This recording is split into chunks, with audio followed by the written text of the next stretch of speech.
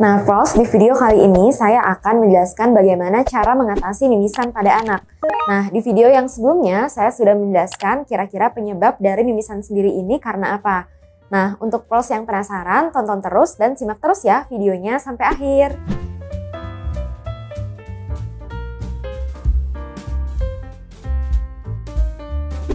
Nah, untuk cara mengatasi mimisan pada anak, ini ada beberapa tips yang Pros dapat lakukan di rumah.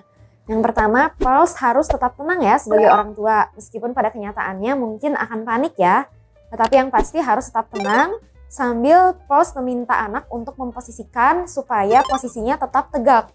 Nah, jangan sampai anak mendongakkan kepala, jangan sampai seperti ini ya.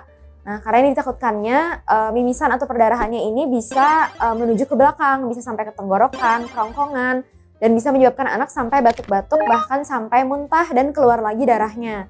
Nah, jadi posisikan anak posisinya tegak sambil kepalanya adalah setengah menunduk. Nah, kemudian Pros dengan menggunakan tangan Pros ini menjepit bagian yang lunak dari hidung anak. Nah, ini dijepit ya kurang lebih selama 10 menit.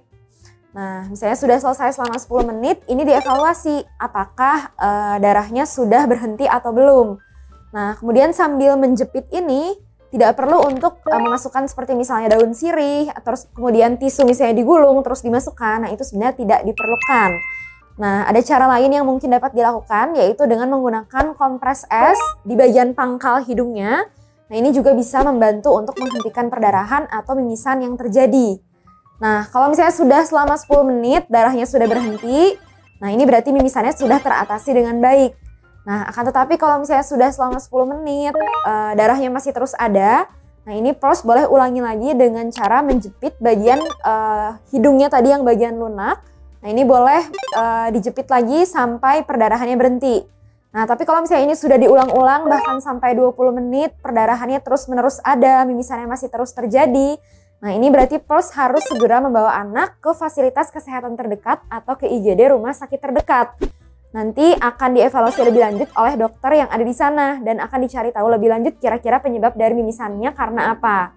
Nah, ini ada beberapa tanda bahaya juga atau yang harus Pros atau Moms waspadai pada saat anak mengalami mimisan.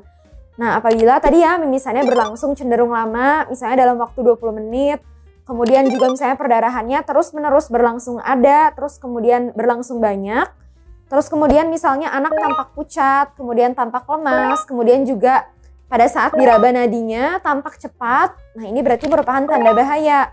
Kemungkinan anak mengalami perdarahan yang cukup banyak. Nah, ini harus segera dibawa ke IGD rumah sakit terdekat ya, Pros. Oke, sekian ya, Pros, penjelasan dari saya tentang bagaimana cara mengatasi mimisan pada anak di rumah. Nah, tadi udah ada saya bagikan beberapa tips yang dapat Pros lakukan di rumah ya. Dan jangan lupa untuk tonton video sebelumnya karena saya sudah menjelaskan kira-kira penyebab dari mimisan sendiri ini karena apa. Nah, untuk Pros yang suka sama videonya, jangan lupa untuk selalu di like, di komen, subscribe, dan juga di share ya. Dan jangan lupa untuk bagikan informasi ini kepada teman-teman Pros yang lainnya. Oke, sampai jumpa di video selanjutnya. Bye-bye.